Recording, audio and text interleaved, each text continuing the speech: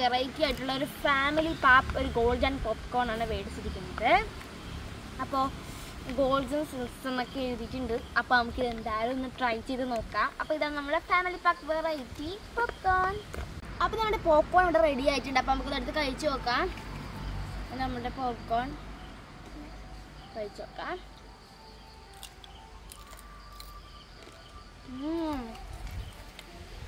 വളരെ ടേസ്റ്റ് ഉണ്ട്.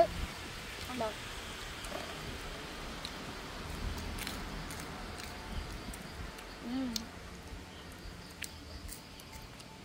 ഇത് ചെറിയ സാൾട്ടും പിന്നെ ചെറിയൊരു ചീസും ടേസ്റ്റൊക്കെ ഉണ്ട്.